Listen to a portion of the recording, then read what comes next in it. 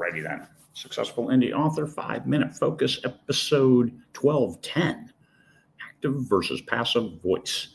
And yes, a second 5-minute focus this morning just because I wanted you to see where we were. However, it isn't showing the ocean between those two evergreens. All right. Anyway, here we are coming to you live from South Australia. Active versus passive voice. It's the difference between pushing down on the gas or tapping the brake. Sometimes you need to tap that brake, so you use passive voice to "it was like this."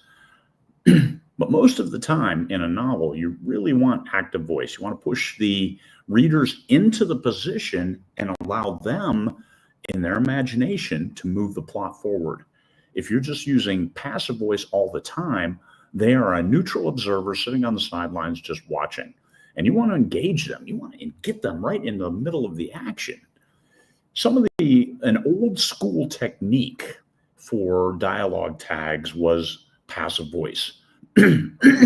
Sorry, said Bob, as opposed to Bob said. Bob said is an active voice. It's Bob. He engages in this, but said Bob. It's the more you read it, the more you realize that it was written that way because it disappeared into the background. People didn't want to tap the brakes. They're engaged. They're right along with this dialogue, listening one after another as people are talking. And said Bob, said Jane, said Bob, said Jane. It disappears. So if it disappears, why write it? But Bob said, and then Jane looked confused and answered. Oh, all right, different.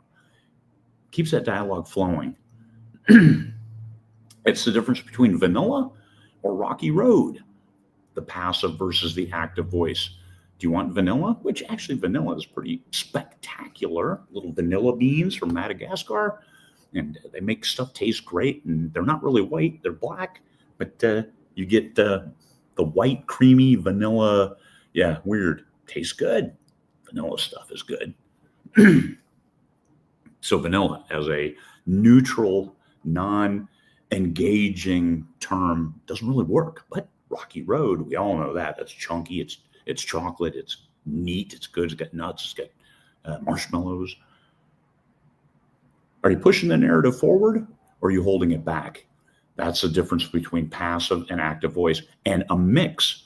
I'm a huge advocate for a mix of these. You want most of it active voice, but sometimes you need to tap the brakes because you don't want to keep rushing the reader and keep them running until their heart explodes. So let them drift down a little bit, let them relax, and then bring them back up. So sometimes it is okay to shift to passive voice.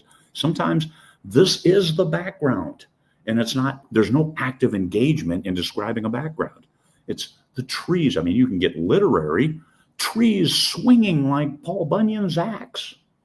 Really? Are they? Is that a boomer reference with Paul Bunyan?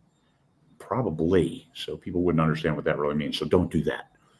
Engage the readers. Active voice engages the readers. It gets them right in the middle of the action. It makes them feel like they are the ones performing the actions and along with this plot moving forward, as opposed to sitting on the sidelines watching from a safe, neutral position. You want your readers to be safe because it's a book, but you also want them to be right in the middle of the action. And that's what active voice does. Can you hear the ocean out there? Pretty cool, huh? Peace, fellow humans.